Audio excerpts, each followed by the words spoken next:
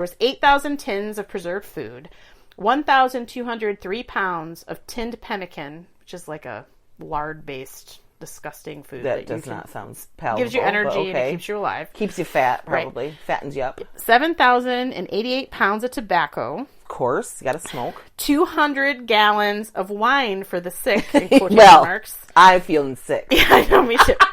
9,450 pounds of chocolate. I kind of want to get on board now. I know, but it's kind of weird, like all this stuff, and we're going to give you 9,000 pounds of chocolate.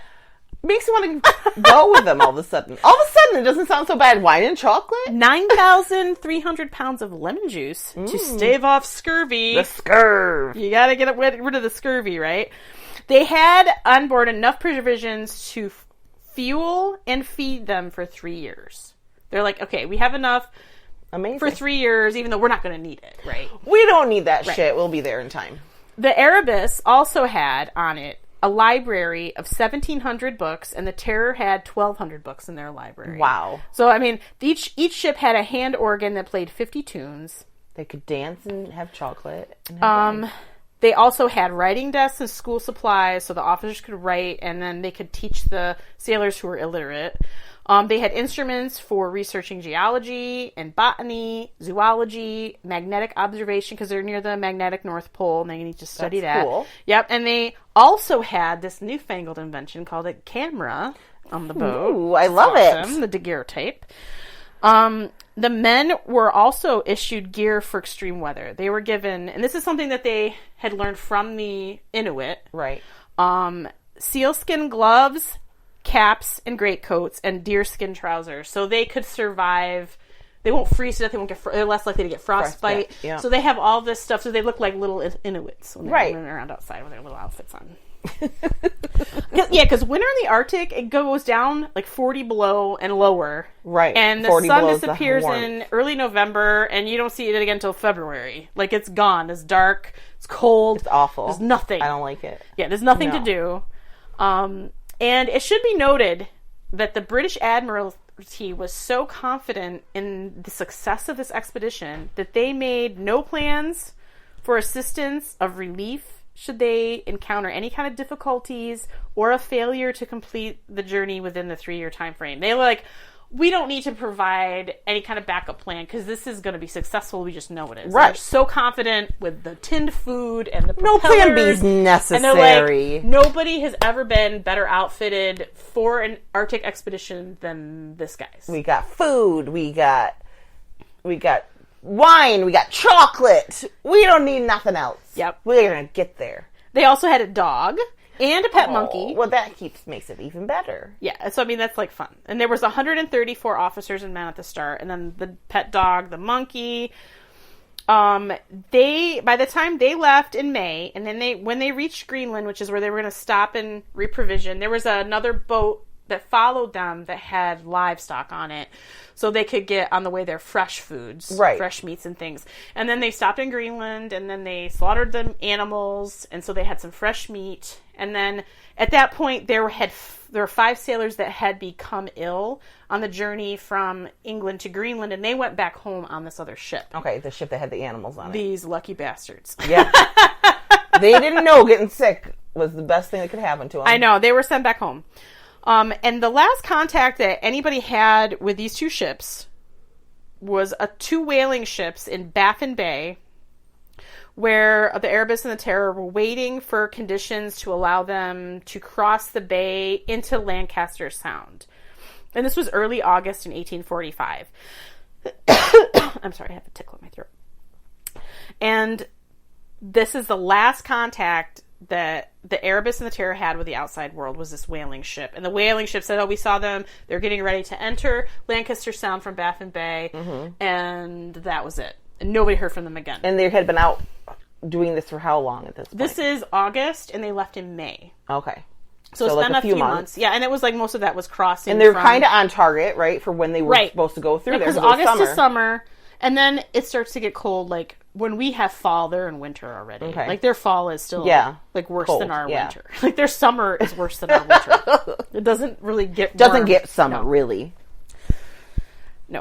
So, in March of 1845, Oh, I'm sorry, 1848. So this is 3 years after they left.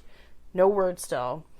The need for a relief expedition was first raised by Lady Jane Franklin, who was John Franklin's wife, with the Admiralty. Like, she kept bugging them. Right. Listen, it's been 2 years. Listen, it's been 3 years. And she finally got them to do something about it after 3 years had passed with no word. Right. She's like, where's my husband? They're like, at 2 years, they're like, oh, it's only been 2 years. They're fine. They have enough food for 3 years. Even though they were positive they'd make it through. In less summer. than a year, yeah. Right. And it's still nothing. So they eventually dispatched 3 relief expeditions. One was sent to the Bering Strait, which is on, like, the Russia side.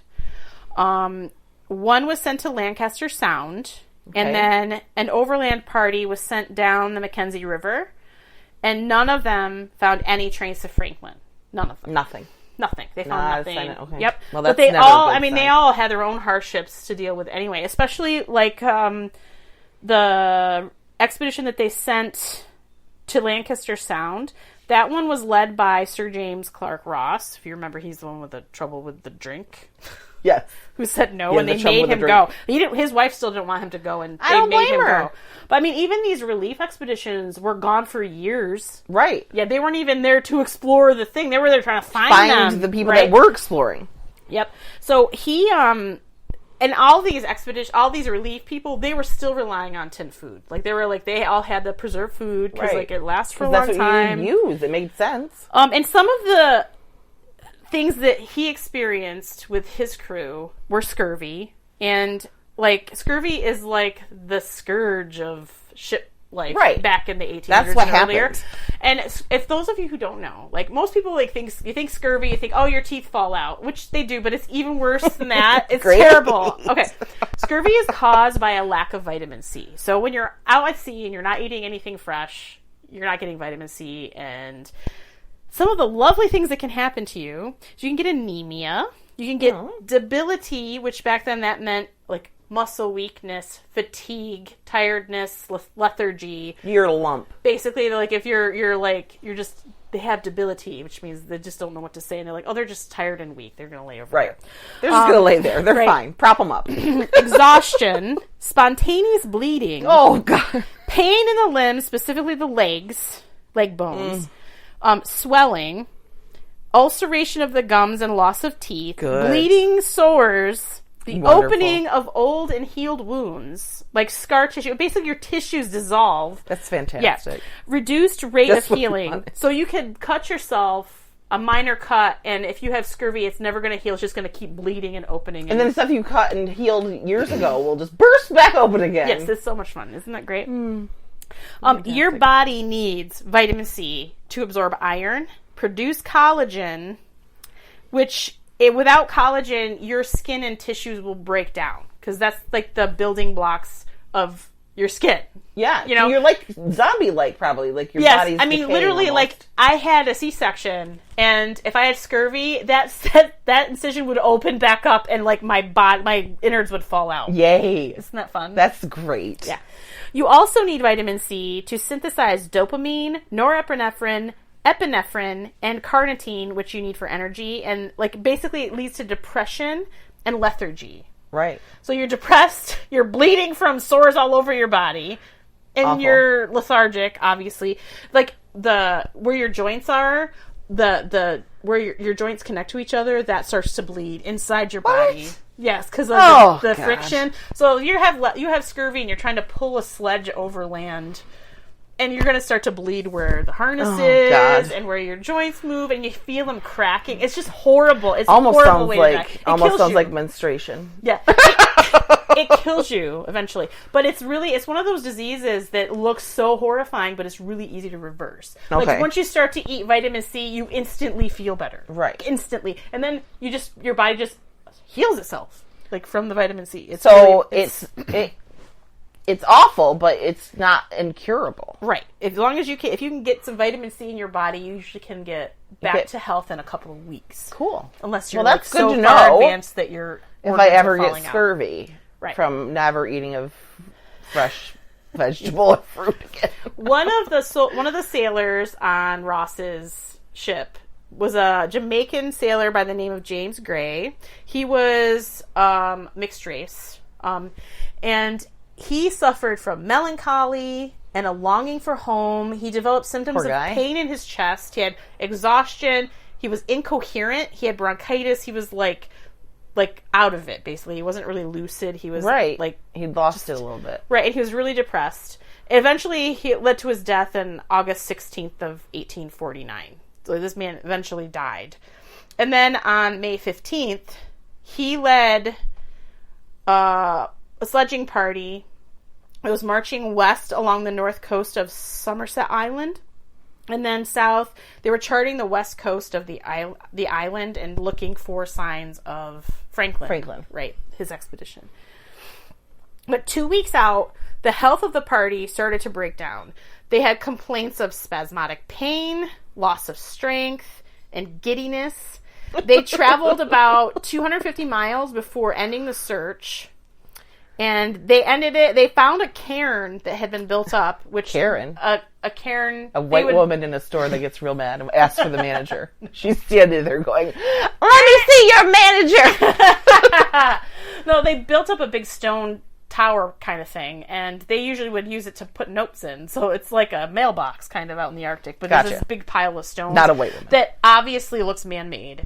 And because there's nothing out there, like if you see one of these, you're like, oh my god, what's in there? And you go out and you can find a letter from another search party or from something else. But this cairn had nothing in it. It was empty, which didn't bode well. You know, they're like, why is this cairn here and why is there nothing in it? You know? Right. On the return, after they found this cairn, they decided to go back because people were starting to not feel well. And on the trip home, despite the fact that they had all the provisions they needed, they had a bunch of lime juice, they had tinned foods, several members of the party, it was like 5 members of the 12, were what they said were useless from lameness and debility, and they had to be hauled back on the sledges. Like they couldn't walk, they were just lethargic, they couldn't move, they had muscle weakness, and they just like had to lay on the sledges and get pulled back. Wow. And they're like, why is this? We have lime juice, we have doing the things. Food. They're acting like they're starving because they're losing weight. That's the debility also is like weight loss. Oh, right. Is part of that. Failure to thrive, basically. Basically.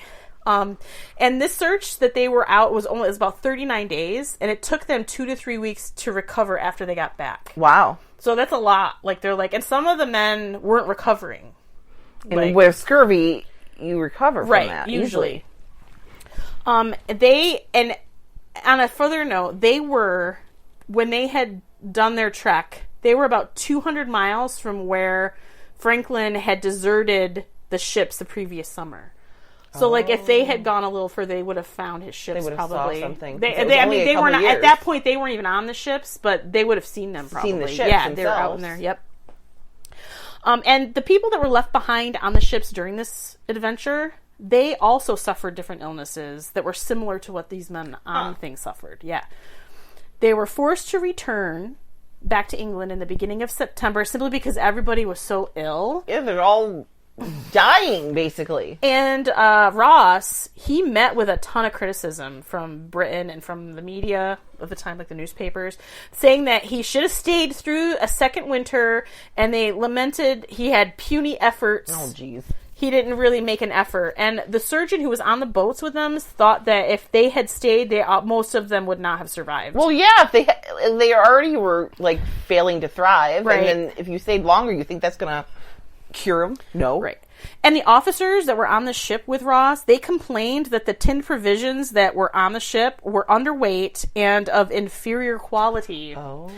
And these were from the same contractor, a man by the name of Stephen Goldner, who also provided the tinned provisions for the Franklin expedition. And it's like the same as any other military, like they bid, you know, it's like we want to get tinned foods, and we're going to contact all these different canneries. Puts in their quote of what they would do. Who is going to give us this much? What's your price? And whoever gives us cheapest price is the person they go with, right? Which doesn't necessarily get you the best quality stuff. You get what you pay for. You do.